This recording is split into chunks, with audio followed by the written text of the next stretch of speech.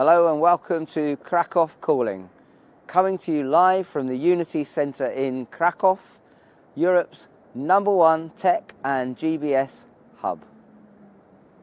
On today's programme, two big topics. GBS as an enabler for the businesses we serve, and GBS as an enabler for the location, the place where we are located, that is to say Krakow. Why are we here on top of the Unity Centre? Well, it has an amazing panorama of Krakow. It is Krakow's tallest building, but you know, for 30 years it stood unfinished, known as Skeletor, the skeleton. Over the last couple of years it has been developed into Krakow's finest office centre. It really is a symbol of the transformation of Krakow over this past few years.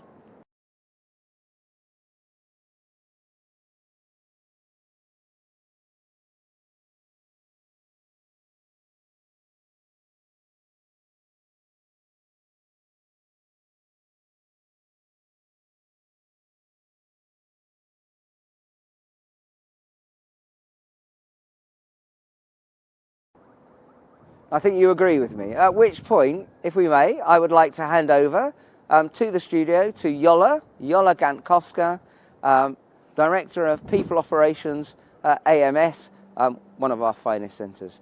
Over to you, Jola. Thank you very much. Thank you, Andrew. It's you here and there. See, that's a special skill. Thank you very much for the opportunity to contribute to today's event and to the panel.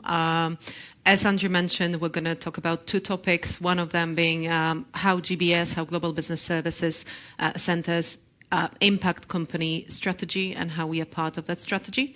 But the second part of the panel is going to be more about how we influence the ecosystem, the location that we are in, which I'm a firm believer we do. And I'm sure that's going to come through the conversations. Before we go into the session, I'd like to welcome our panelists. Thank you very much for your time and for being here. Maybe we can do very quick introductions and then we're going to call our subject matter expert online and live. So maybe you can start with you, Agnieszka. Hi, everyone. Delighted to be here.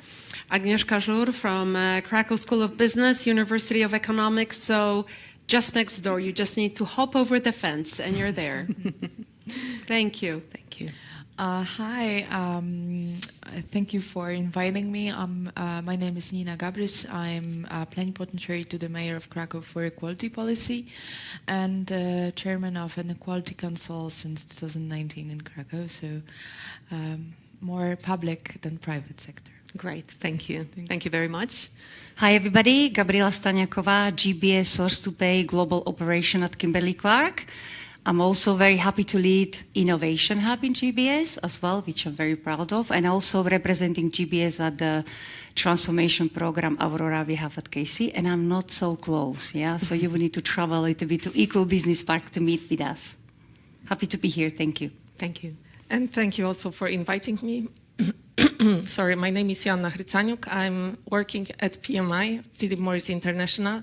I'm president of the board of our Kraków Center, quite a big one, and I'm also responsible for strategy and program delivery across the globe for our shared service centers. Good morning, everybody. My name is Jacek Drabik. I especially feel delighted in this environment today, representing Motorola Solutions, chairman of the board, representing Motorola business in the country, located in Krakow, located in Poland. Welcome. Thank you. Thank you very much. And yes, it is a bit of an unusual setup to the previous panels, but very, very pleased to have everyone here, and I'm sure all of us. And I do encourage the audience to contribute if you wish to. As Andrew said, just raise your hand. So before we go into the panel, we thought it would be great to call our subject matter expert. We're going to call John Collington, who is, I hope, online with us now. So we can welcome John. Yola, can you hear me? Can you see me? Yes, I can hear you. We can't see you yet, John, but hopefully that's coming soon. Hopefully, Yola. Oh, here we go. Look at you.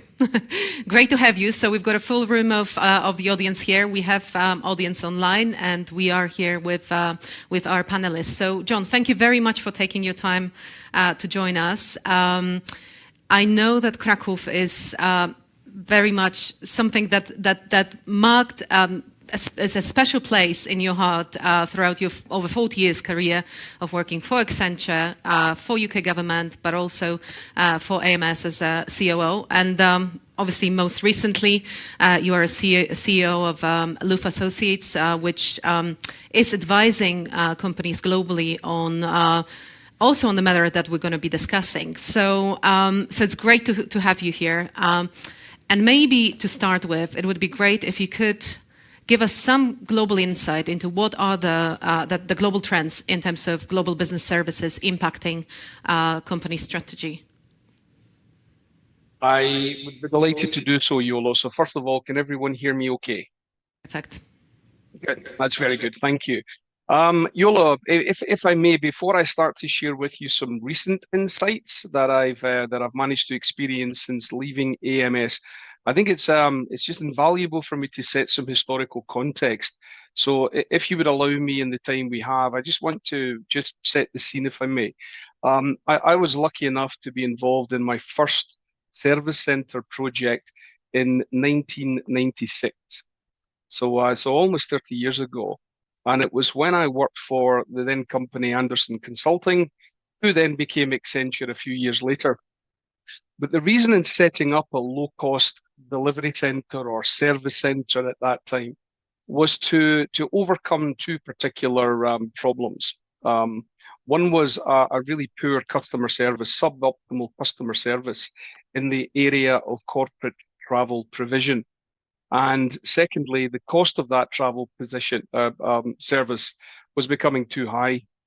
And so going back into the mid-90s and having come from initially a corporate travel background, I was then asked by the then Anderson Consulting, my client, if I could join Anderson Consulting, and as he said, implement what I had been trying to sell him.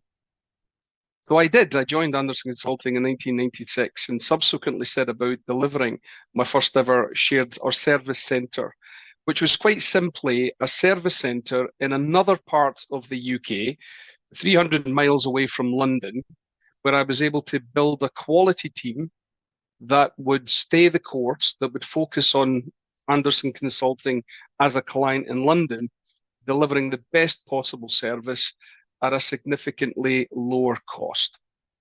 So that was my first introduction back in the mid-90s to the benefits of, if you will, a nearshore service center. But the principal aim at that time was, can you improve the quality of service to your clients, and can you deliver that at a lower cost?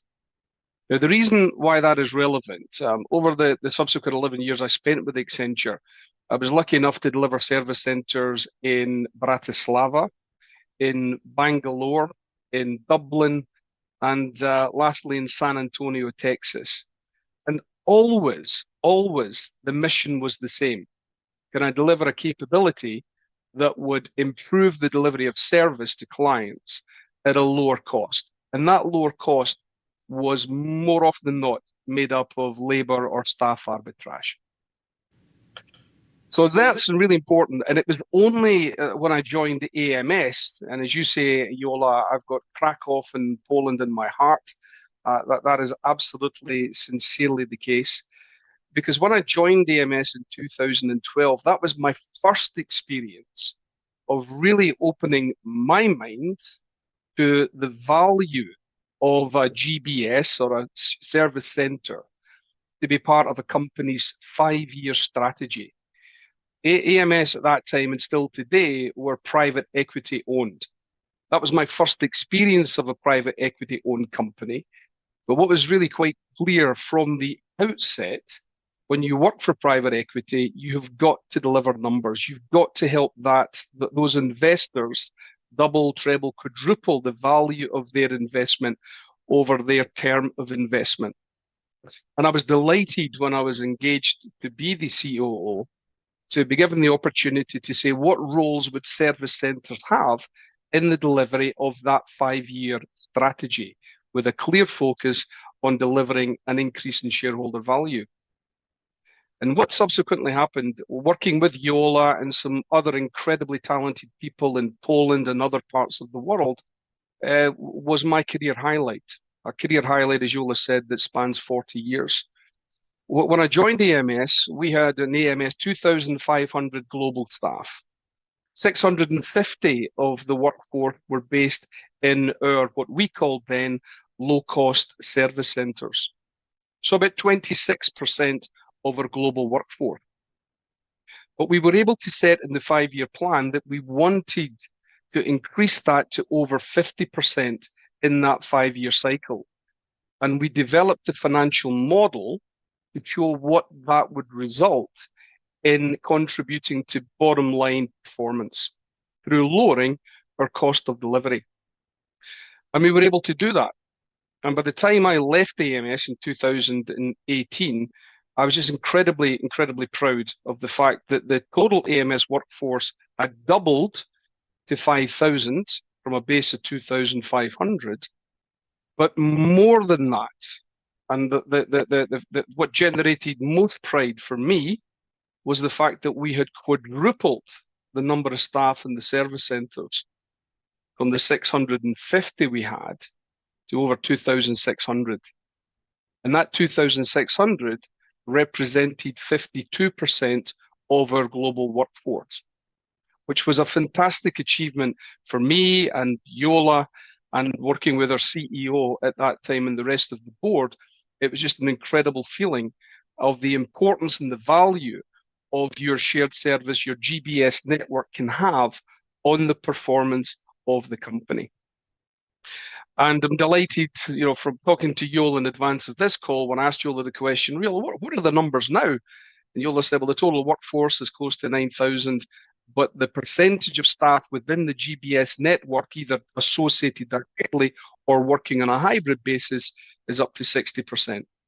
So the point I wanted to make was that when I started in service centres 30 years ago, it was very clear. It was all about labour arbitrage, reducing the cost of delivery, and can you increase the quality of service at the same time?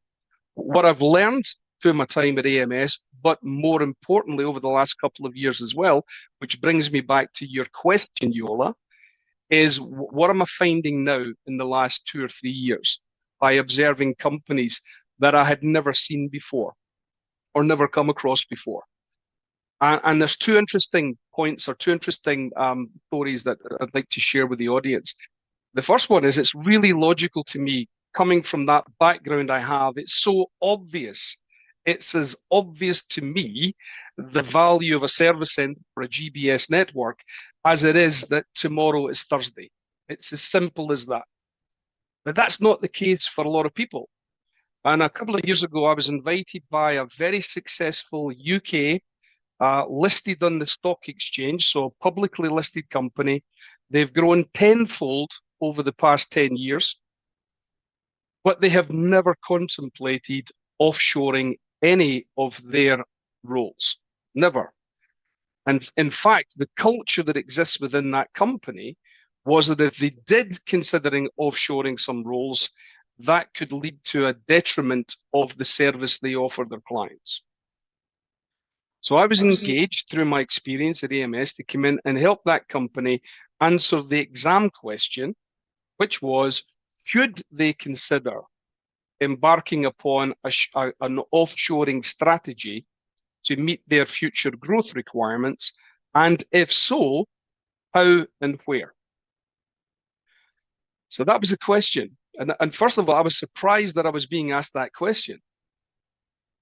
But nevertheless, I went in, conducted a strategic workforce plan by talking to every business unit head, asked what their projections of growth would be in the next 3 years, and was able to come back and present the analysis back to the directors, that if I gave them that information, coupled with an analysis on what their competitors are doing in using and utilizing globally distributed networks on a service center offshore basis, the answer was quite clear that they had no option but to fully embrace a strategy that had at its core building up offshore lower-cost delivery centres around the world to meet their requirements. So that was one experience. But then just latterly, of having been able to change some minds and opinions based on passion and factual analysis, the two best examples, Viola, just to get back to answer your question specifically, what trends am I seeing? I was asked by private equity companies in America to conduct some due diligence on prospective acquisitions of those companies. One was a company called PSG Global Solutions, who are predominantly based out in California, but the majority of their staff, more than 90% of their workforce, are based and are operating in the Philippines, with over 60% of the resources operating on a remote basis. And I was staggered by those percentages, staggered. But I was also staggered by the fact that when they started their journey, it wasn't the journey that even we started, Yola, in AMS a number of years ago, of how many staff might we be able to move following the arbitrage model. Their start point was, how do we maximize the number of our global workforce from day one in Manila? And by taking that different approach to see how they were able to operate and build their whole model around that. And what was absolutely key and critical to them was ensuring that 90% of workforce based in the Manila, 60% of whom are remote workers, were fully digitally enabled to deliver that quality service. So that really impressed me that they took that mindset. So I wondered if that was just an exception. Then a few months later, I was asked to look at another company, and this company are called QX, and they've been in operation for about 5 years. And they're operating in a part of the business that I had no experience of, called marketing as a service. And again, a very similar story to PSG. They're based in the east coast of the States, but over 90% of their workforce are operating out of Kuala Lumpur in Malaysia, specializing in delivering all aspects of marketing services, from designing a campaign, from building websites, to managing sales engine optimization. And they've been able to grow exponentially to the point that within 5 years, they are now being acquired by private equity. And what those two companies had in common, and a similar basis to AMS, was they start from a point, how do we maximize the roles and the resources we have in our global distribution centers or global delivery centers or GBS? And they don't have the mindset that a lot of business executives, I find and fear still have. How do we move the administration jobs or the back office jobs, and how do we move that? And it's all about labor arbitrage. I think that's old. I think it's past. I think it's in the past. And from my perspective now, in the present and in the future, the companies who are succeeding are making sure that GBS is a core part of their growth strategy.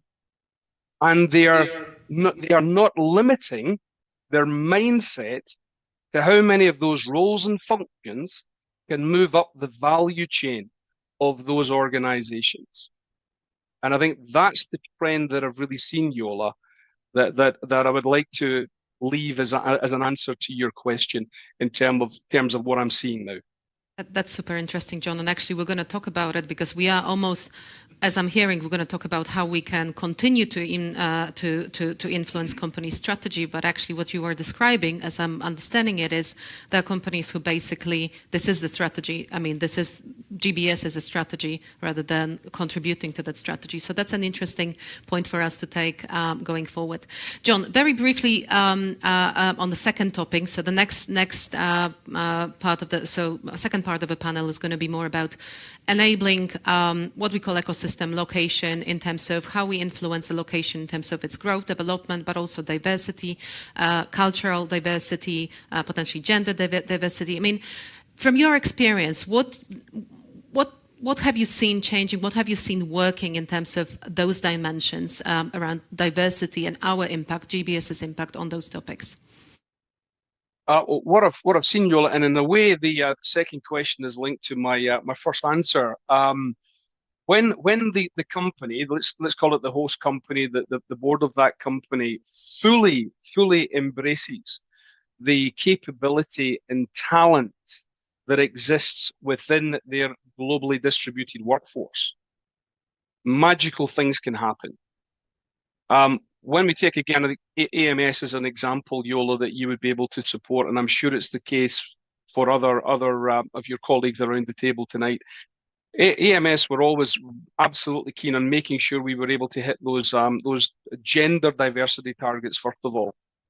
But when you've got 70% of your workforce, and that workforce comprises of GBS, comprises 60% of your total workforce, so 70% of the 60% of 9,000, are female, what a fantastic talent pool that organization or any organization with those numbers has to tap into, not only for the present, but for the future.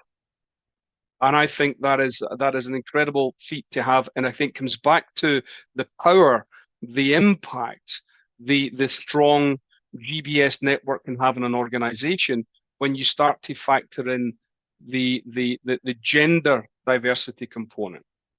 But equally, what I've then discovered by looking at some of those more proactive, forward-thinking organizations that I've already referenced, specifically PSG and 2X, I was delighted to see not only did they have 90% of their global workforce based in those offshore countries, but as a consequence of that volume of workforce, a number of their ExCo, their executive committee, the level that sits just beneath the board, were also based in those service centers, those countries. Now, if you want to encourage the continuous growth of that strategy, you want to maintain that, promote that, and ensure that that is sustainable moving forward, what better way to do that than to ensure that the ExCo of that organization, whether they're private equity owned, privately owned, or publicly listed, but has talented, capable resources representing and reflecting that cultural diversity as well as that gender diversity. Example, John, and this is about us talking about our audience and all of us having that seat at the table. So that's exactly an example where the table is actually made of that. Yeah, it was Yola, and if I may, my final word to the audience, because I know something of Aspire, Yola, as you know, but my thought to you, my challenge to you was, I mean, how many of you are already operating at or aspiring to be operating at the ExCo or board level within the organizations that you work with and for? And if you don't aspire to that, my challenge to you is, why not? Because if you're not, somebody else, maybe even a new competitor, might just start thinking that way. Thank you, John. Challenge accepted, right? Challenge accepted. Thank you very much, John. We're going to now move to the first part of the panel. But John, you're welcome to stay as long as you have time and listen to the discussion. Thank you very much for your time. And well, what a good start to our conversation. So I think maybe Joanna, if I may start with you, you've been leading and you've been part of the, of your organization, also the sector here in Kraków for a long time. What is it that that you feel that you moved the dial on in terms of you or your company have moved the dial on moving from executing the strategy to actually contributing and shaping maybe a strategy for your own company and for others. And then the second part of that question obviously is, so what's worked and how did that happen? What's enabled that? So maybe I will also start from John was saying about this nice histories about this about other companies. So I can also reflect on PMI. So our shared service center in Kraków has already 18 years. So it's 18 years old. So it's quite a time. And I joined 18 years ago, coming from different shared service center as well. So I observed this organization as it was growing as well along the journey.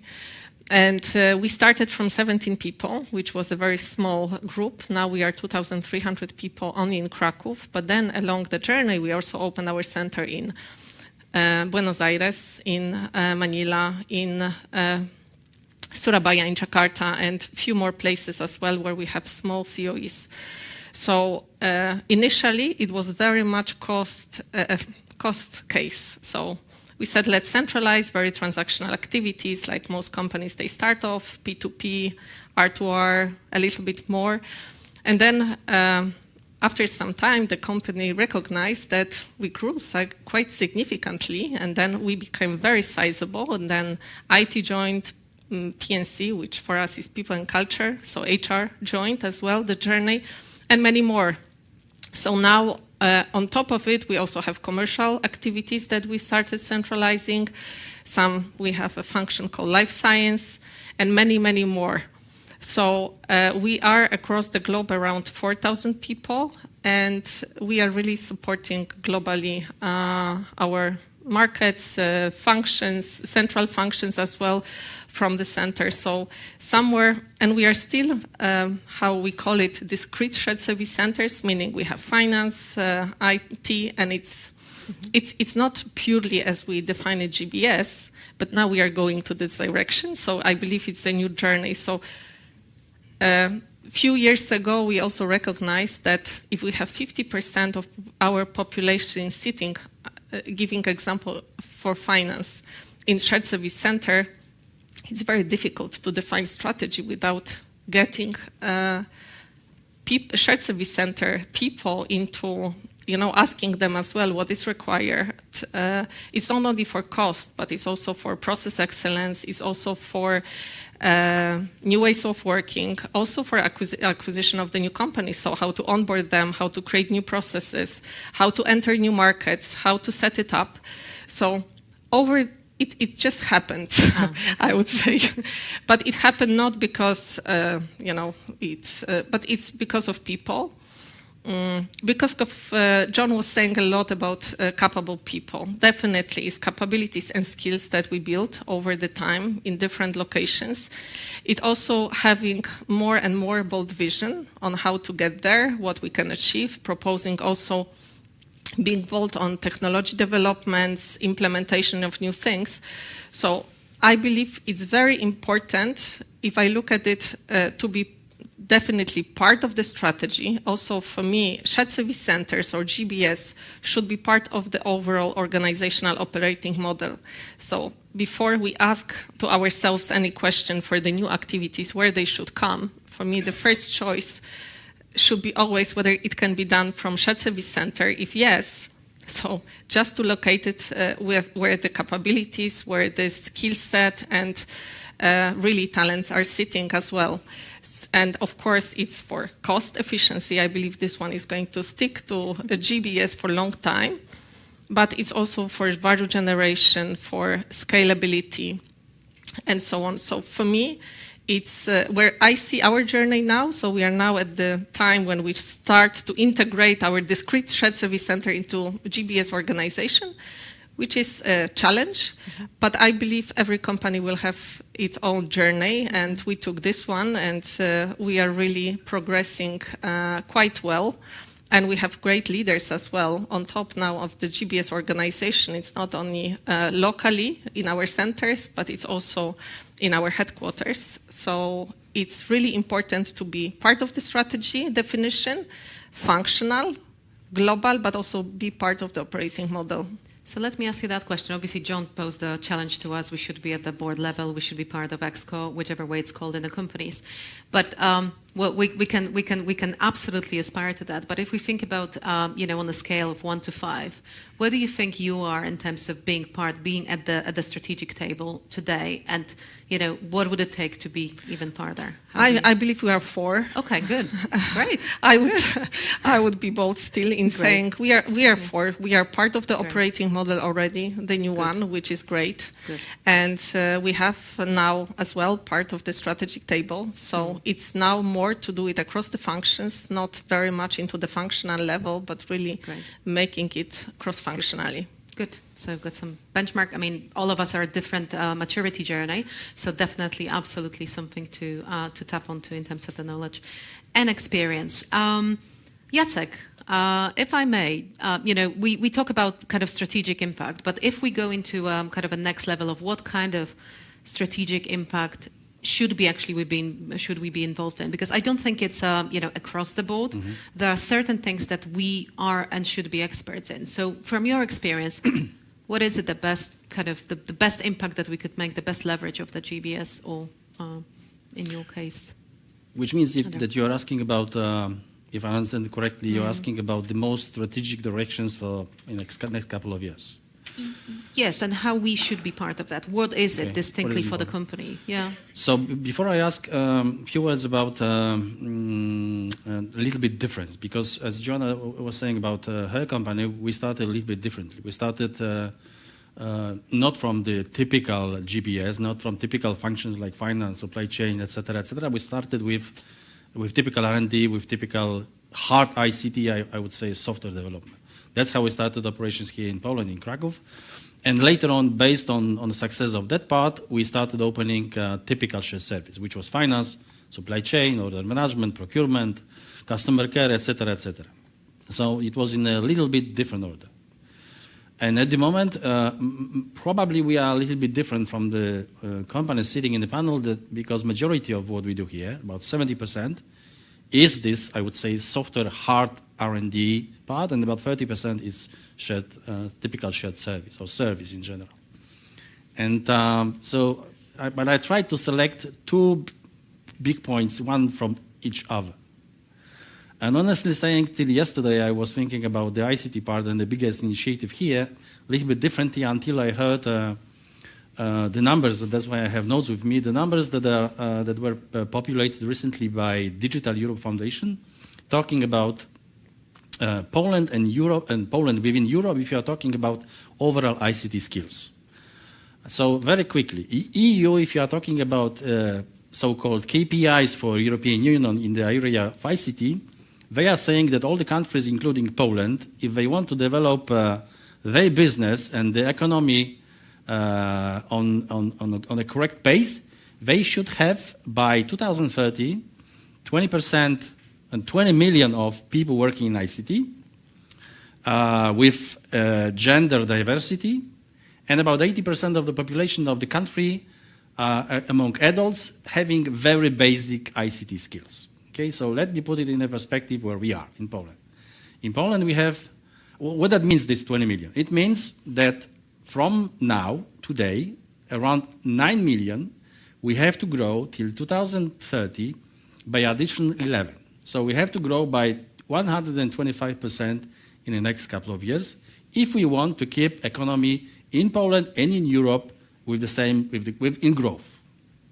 In Poland at the moment we have, I'm talking about ICT definition, which is people who are capable of developing, operating and maintaining digital tools and digital systems. And now I'm including, and I will include in a second, all people, pretty much all people that are working in a global business service as well. So we have in Poland at the moment around 580,000 of people in ICT, which means that by the end of 2020, if we want to grow economy in the same way, we have to have 1.9 million. So we are 1.4 billion behind the goal. So now how it connects to the initiative. If we want to grow here in this country, In my opinion, we should help much more in a strategic way ourselves, which means that the environment around us, the business environment, education environment, government environment, whatever is being done in this country, is not enough for us to reach the goal till the end of 2030, which means that we as a business should run and should continue to run strategically and find all the possible ways, all the possible ideas to increase the number of people in the ICT business by 2030. And we should treat it as a strategic, absolutely strategic initiative for all our companies working in Kraków, in Poland. Because if we don't do it, we will not continue to grow in numbers, we will not continue to grow in efficiency, productivity, etc. Because all that, in my opinion, is based on digital tools, is based on everything that's related to software automation and in general digital. So, initiative strategy from the ICT perspective is to work with Kraków, work with Poland, whatever Poland means, and find new ways how to increase the number of specialists in the ICT business. So this is from the R&D part, say from the ICT part. Going back to the shared service, there are multiple of them, but I would still select the magic word that we see for the last couple of years, which is automation. I'm saying magic word because I'm hearing about automation for the last 10 years on every possible conference, on every possible meeting. And I'm absolutely sure if I'm asking all of you what is the result out after these 10 years for all our companies, if you're talking about percent of business automation, it's not really colorful, okay, I would say. There was also a survey being done across the world asking all other companies that are offshoring operations and global services to different countries how they want to grow their business in the future. About 30% of them told we want to grow exactly in the locations that we are right now, and we just want to hire more people, bring more service, etc. Around 30% said we are going to grow in different locations, but more than 20% of the companies said we will continue to grow, but not in people.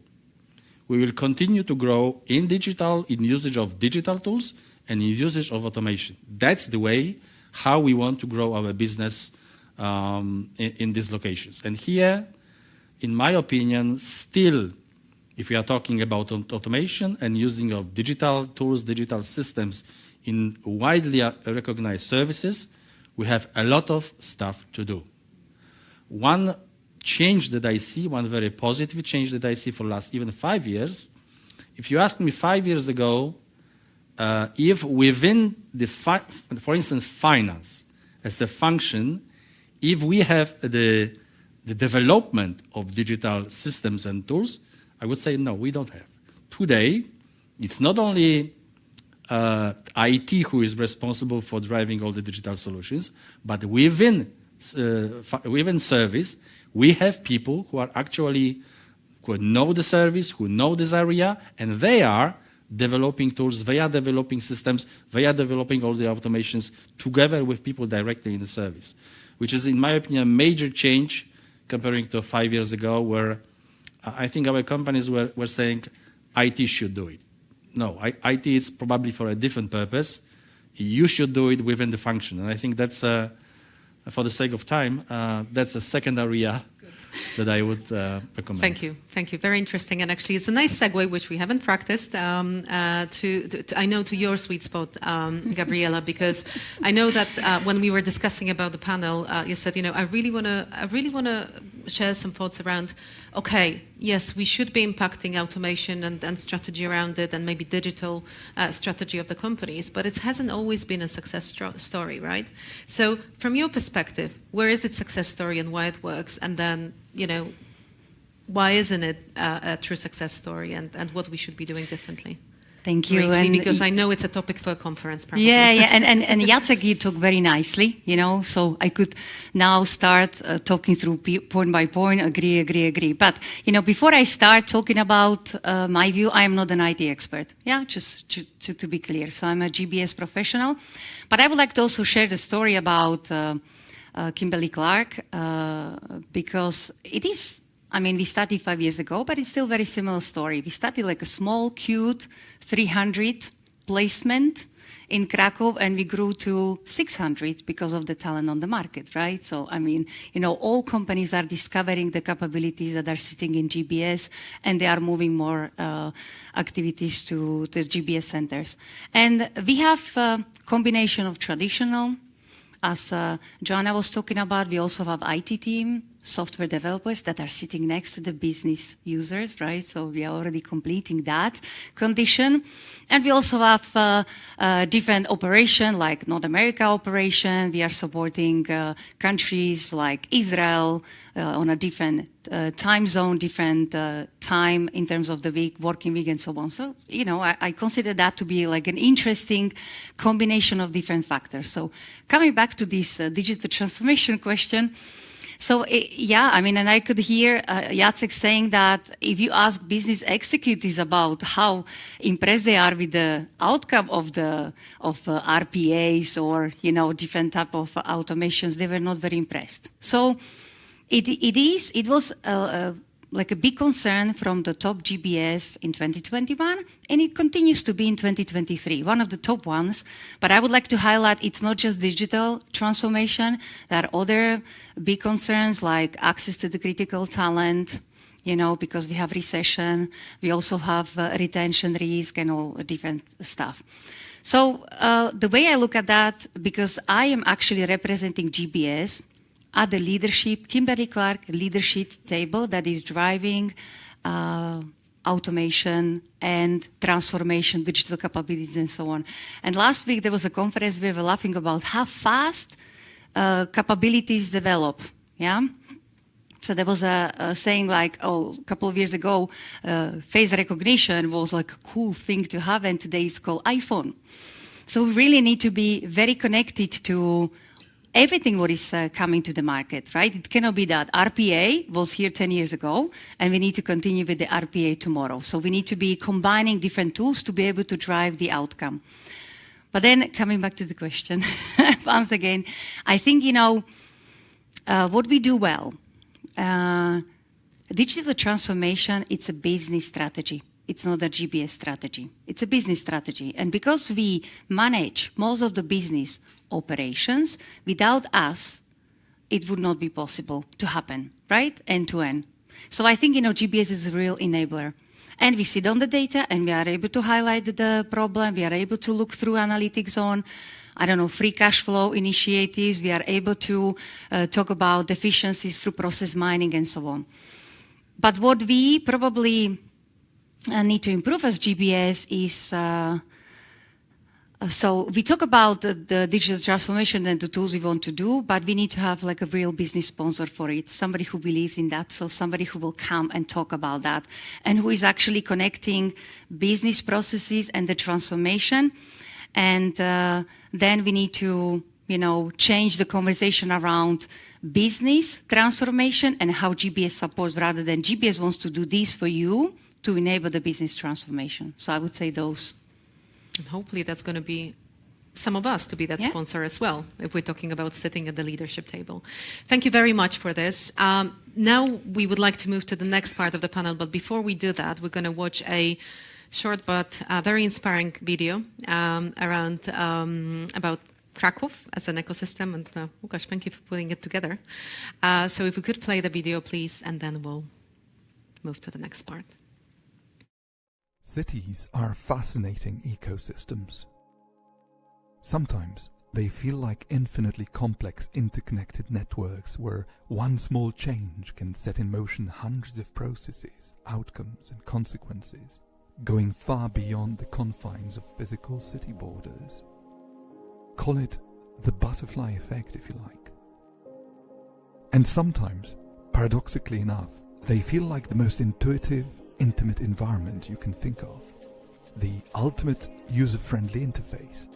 One that you instantly want to feel part of, at a very deep, instinctive level. Every time we experience this kind of urban intimacy, we tend to use metaphors like energy, buzz, or vibes, somewhere between the usual fast-paced urban lifestyle and the more aspirational slow life well-being catalogue that we now feel should be part of every great destination. Kraków is primarily a historical city, one of the very first UNESCO World Heritage Sites in the world.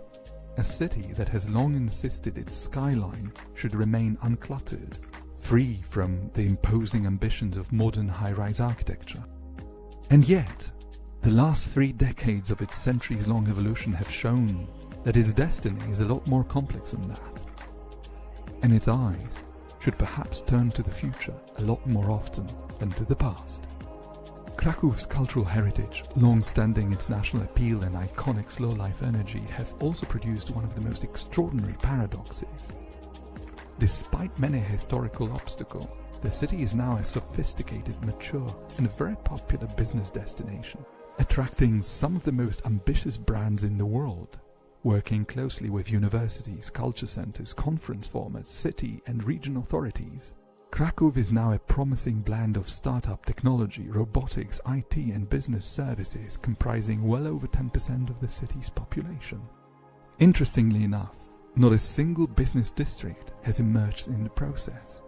All those companies understood early on which part of the many diverse city identities they wanted to be part of, where to set up their offices, why, and how to best reflect their values, ambitions and goals in doing so. Today, Krakow's international business landscape is not only very diverse. In addition to heritage office spaces and old town locations, dozens of state-of-the-art office buildings have been added to the city landscape, amounting to well over 1 million square meters of modern office space.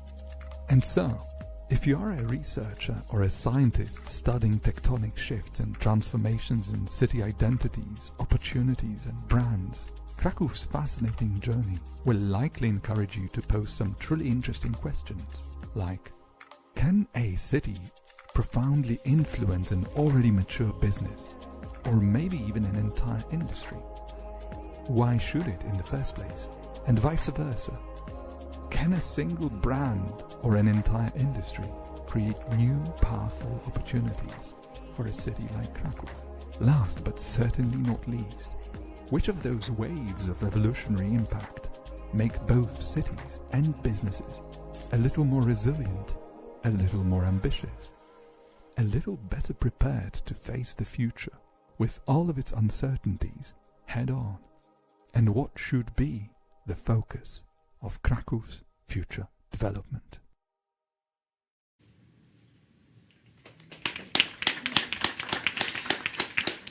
Well, I'm really pleased to find you being inspired by that. I was born in Krakow, and when I watched that video, so it was like, I mean, the thought that went through my mind is, you know, seeing the Krakow grow as it has in both infrastructure and everything that we've seen there, but also in terms of embracing and being a bit more open and less focused on the history and more focused on the future.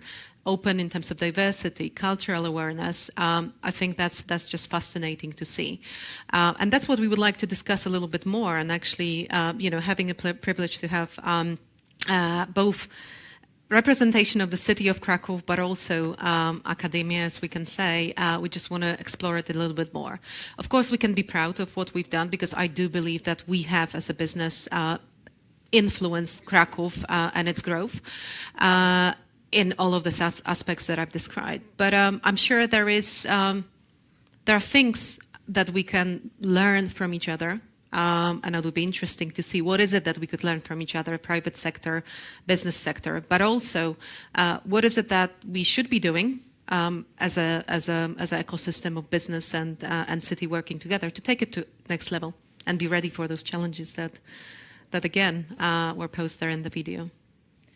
Yeah, sorry, I'm a bit charmed by Łukasz' voice, and especially the urban intimacy.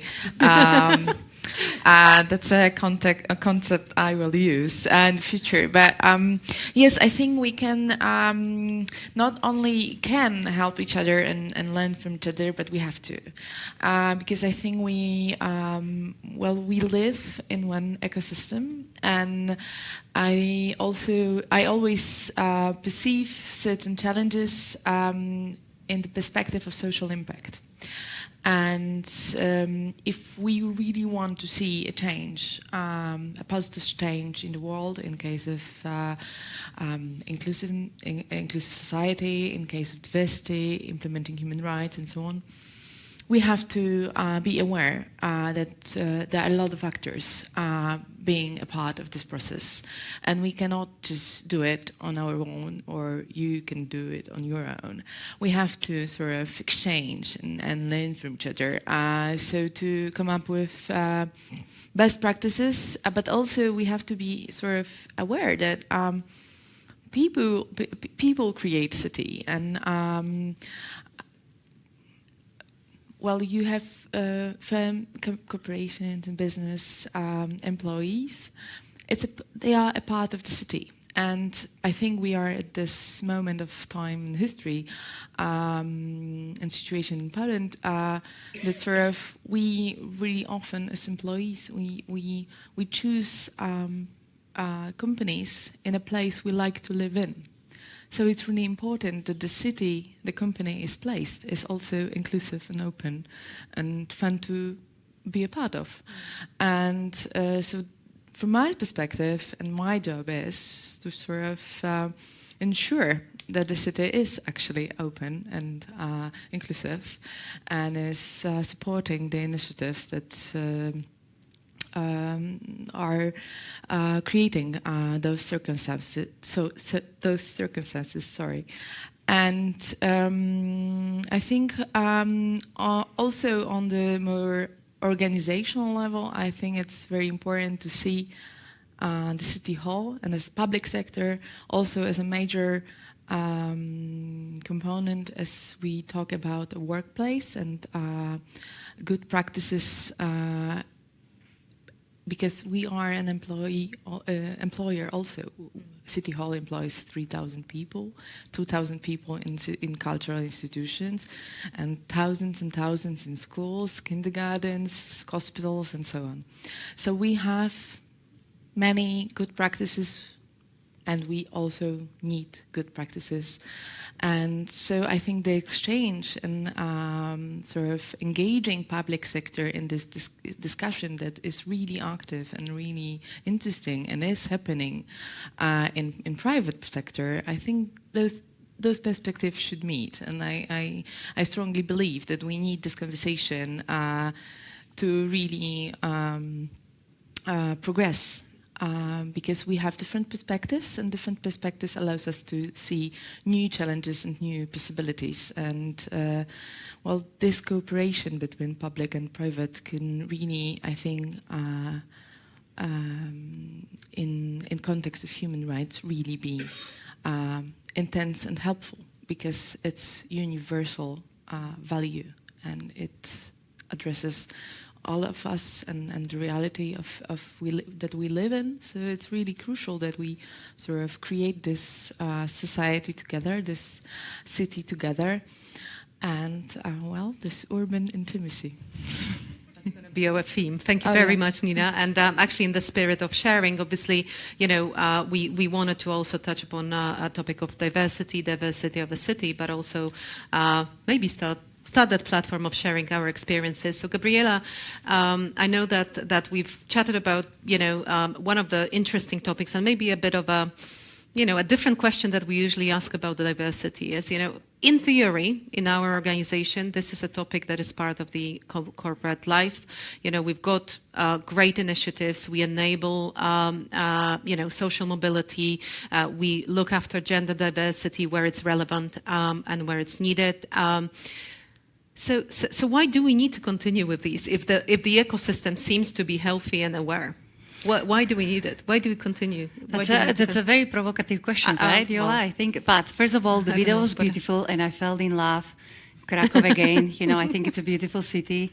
But yes, I mean, GPS is very well known for having diversity, yeah? Mm-hmm. Not just gender, even though that we have a lot of ladies here in the public, and it's a month for the ladies, and we will talk about that later on. But why we need to continue, right? And it's a very fast-moving environment.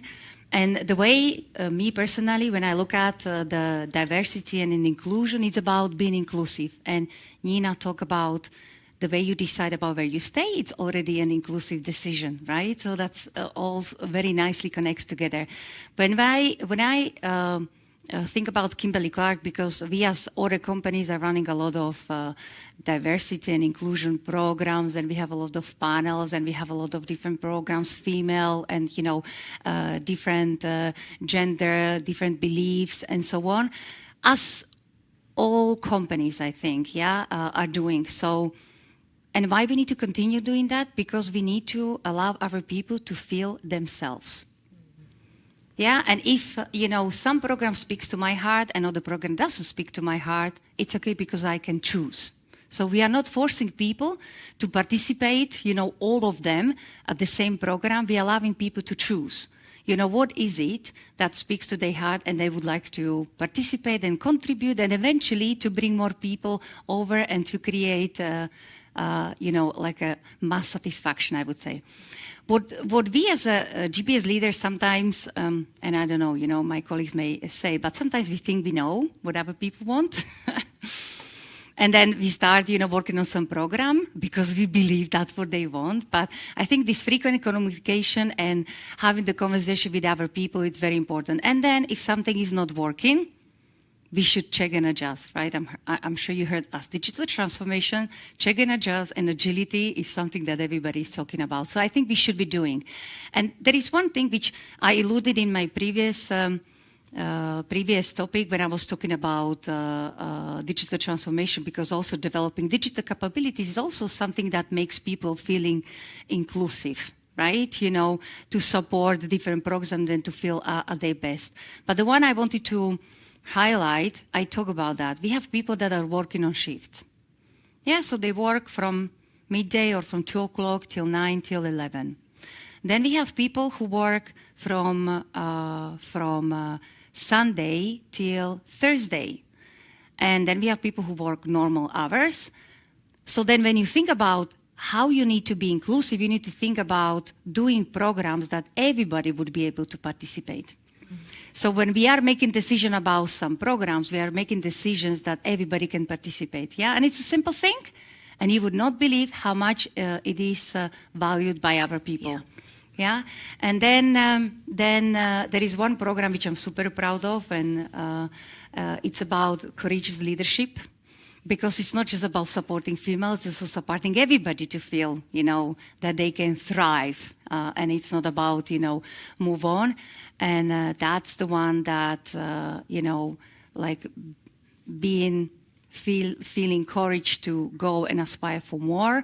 It would help us to be interested in different topics. Yeah. So, as I hear it, it's more about the inclusiveness rather than just the programs for the sake of having diversity programs. It's the feeling of belonging. Absolutely. That's the name of the program, Sense of Belonging. Oh, is it? Okay, great. So obviously last week we celebrated International Women's Day. There was loads of things that we've all seen on LinkedIn about, encouragement, embracing equity. So I just wanted to check with my panelists, and obviously it would be great to also hear from you when we have a chat after this part. Has anything changed on that? On that gender diversity in terms of, for example, in the IT environment? We've been talking about it as an industry for years. Have you seen the dial moving on that? And what is it that is driving, if it has, what is it that's driving that? Jacek. So I would say to answer this question, let me put it in a historical perspective. When we started operations here 25 years ago, because actually this year is 25th anniversary, and it was like, I don't know, between 30 to 100 people in the first 2 years. My first meeting with diversity word and my first understanding, and not only mine, but all the people in the company, of what diversity means probably was in a single-digit percentage comparing to what I understand at the moment. And of course, because we were an American company, because headquarters was driving all the actions and the beginning of company here, the notion of diversity and the notion and the importance of diversity was coming from the company globally. As I said, our understanding probably at the time was its majority is gender, and that's all what diversity meant at that time. So, and of course, the first function was IT. So, our corporate told us, you have to do something to change diversity because 99% of engineers that you have are men. And actually, if you are talking about importance of diversity at the beginning, it had to be trust, because there were no results.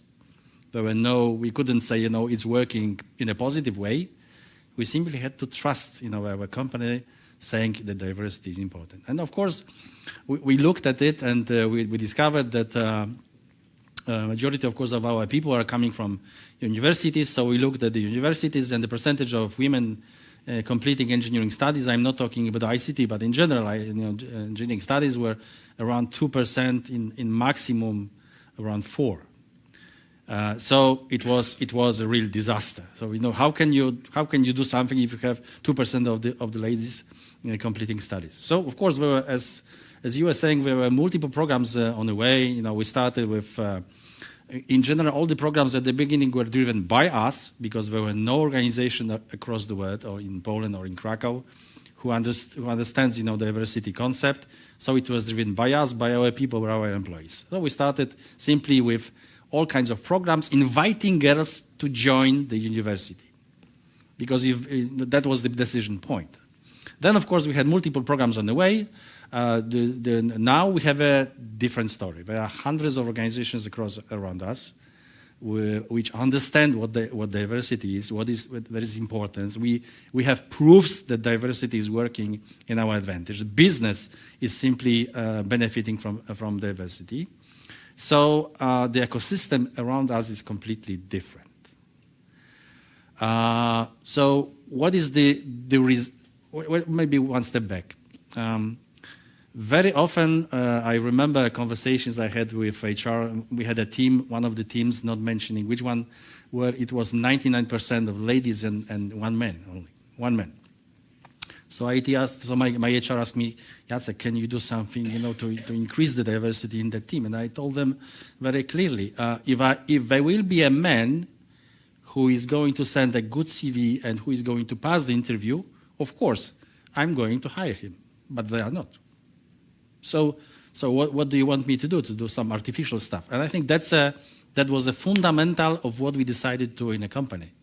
Everybody wants to be treated equally, which means we decided that we are not going to any additional advantages if you are talking about ICT towards girls, due to two reasons. First, because they don't want to be treated in that way.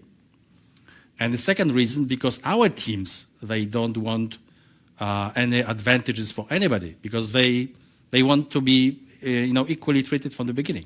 Doesn't matter if you are a man or if you are a girl. So the basis of what we did was absolutely equal to everybody. It doesn't matter if you are a lady or if you are a man. And I think that paid off extremely well, because at the moment, if you ask me about the result, let's take leaders and managers in the organization. We have 2,600 people in the company. Around 10% are leaders and managers, which is around between 250 and around 300. And 40% of leaders and managers are ladies. What is interesting, also 40% of the overall population are ladies. 40% here, 40% here. Coincidence? I don't think so. It's simply a natural way over the years of programs of approach to diversity on an equality basis that resulted in such a situation at the moment. What is more important, just at the end, it's not we played the role not only for the company by itself. If you are talking about diversity, all kinds of diversity, but we need to remember all sitting here that we are also playing extremely big role in that, with that respect, if you're talking about gender diversity for many other companies around us. I know women who were raised in Motorola, working here many years, and now they are playing the highest roles in Amazon, in Hitachi, in Google, etc., which means that they selected a little bit different path later on. But they are the top managerial positions in those companies. In Motorola, head of the R&D, a lady. Head of finance, a lady. Head of engineering departments, ladies, among these 40% that I mentioned.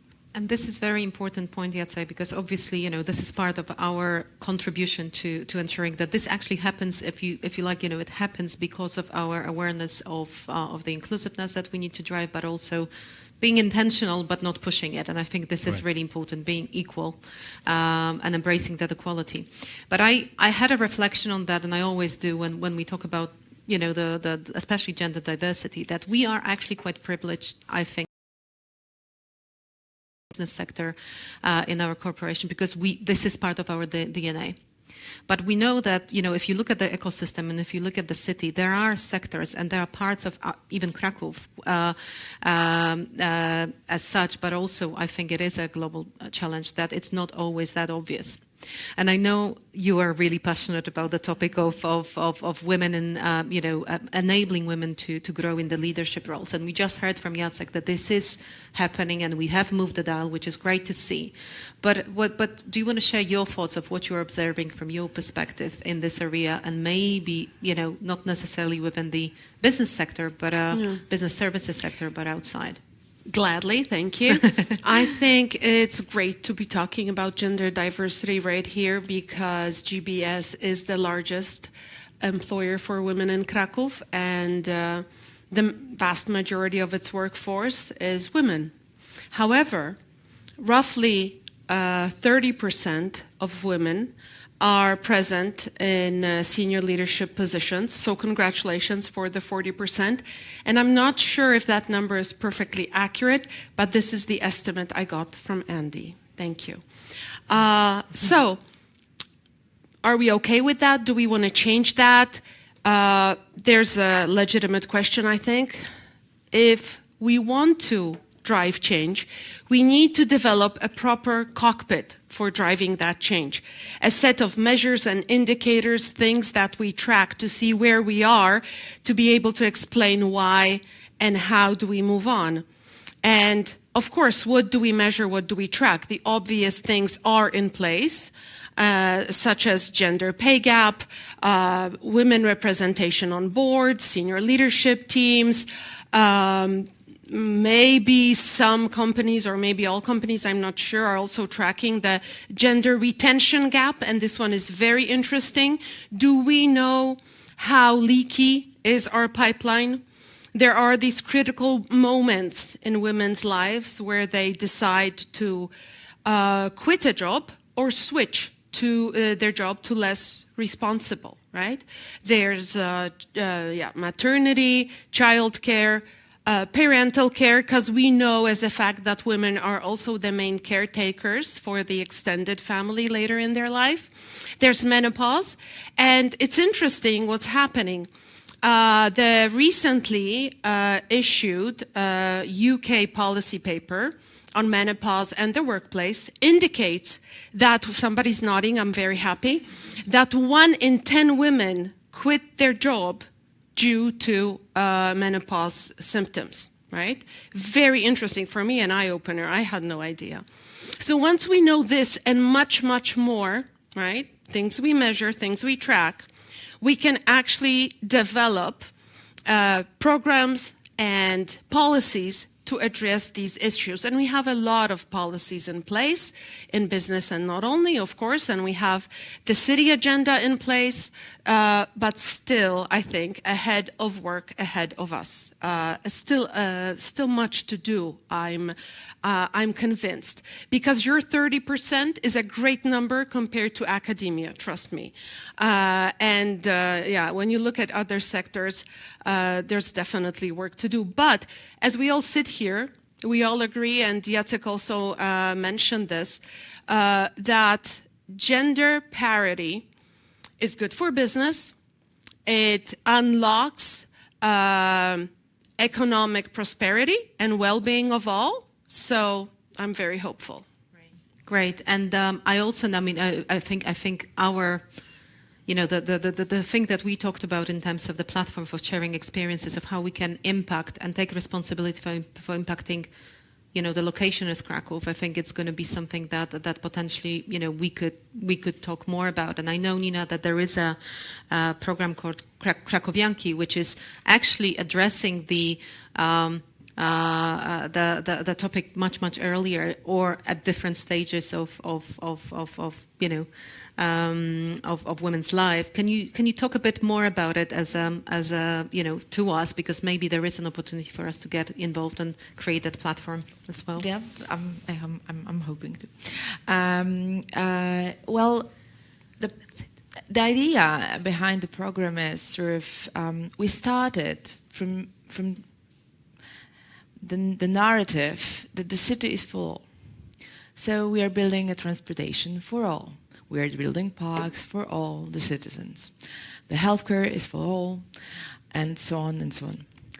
But by addressing everybody, you're very often missing the very important component of who exactly. And it's a very important and very early conversation in context of public sector. And what my job is basically is implement the perspective of different groups and sort of broaden the perspective of policies, city policies, to really see different groups.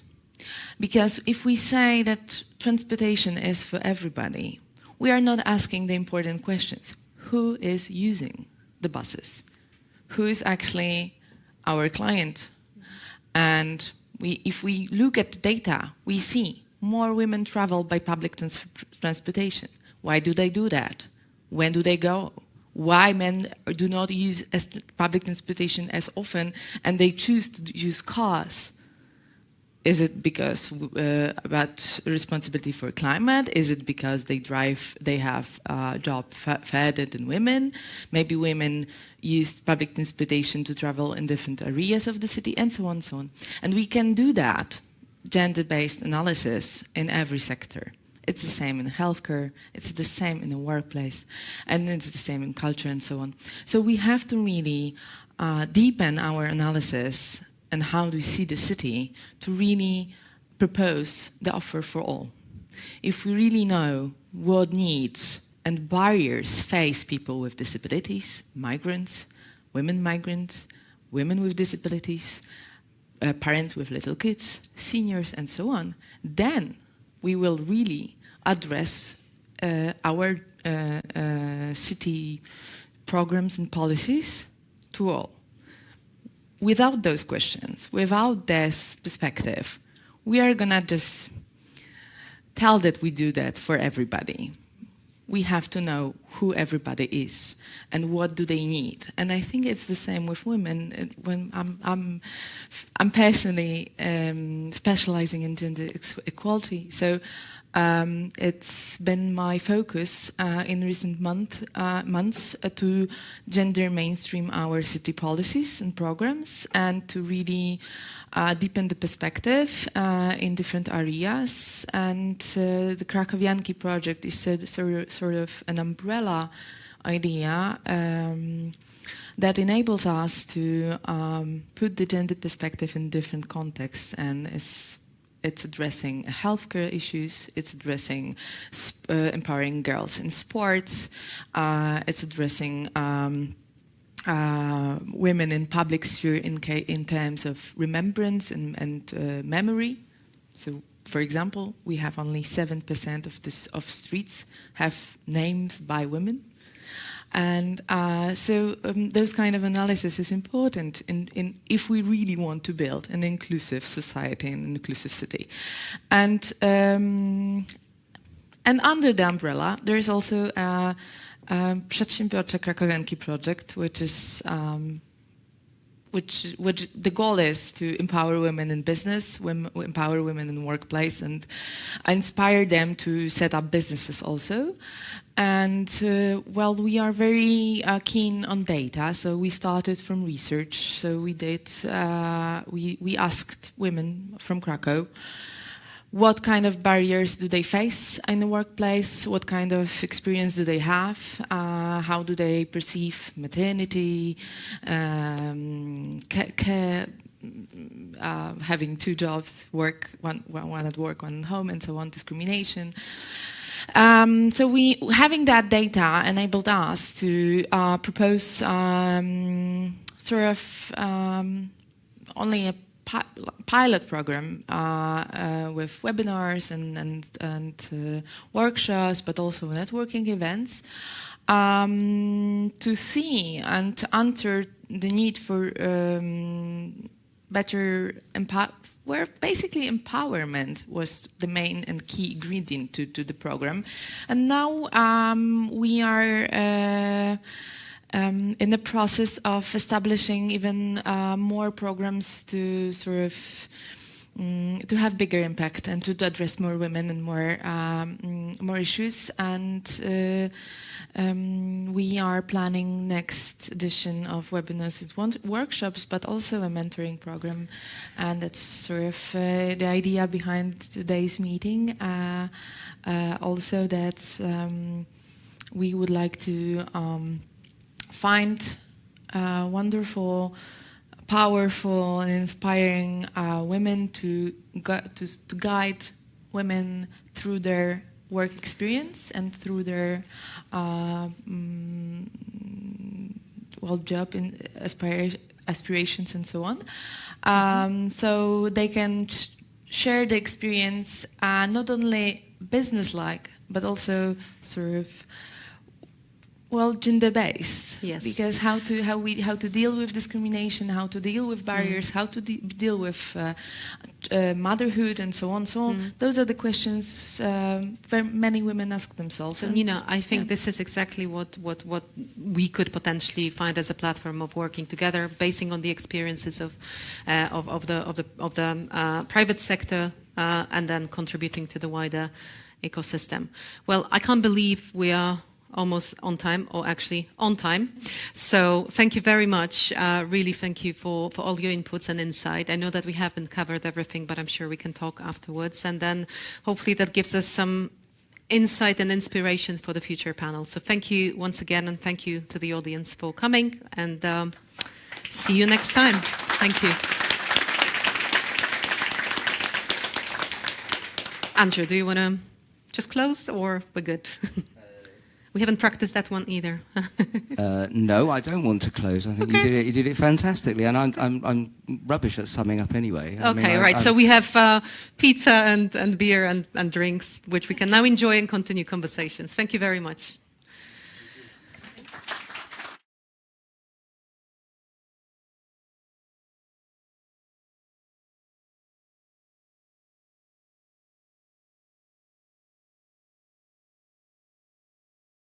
Cities are fascinating ecosystems.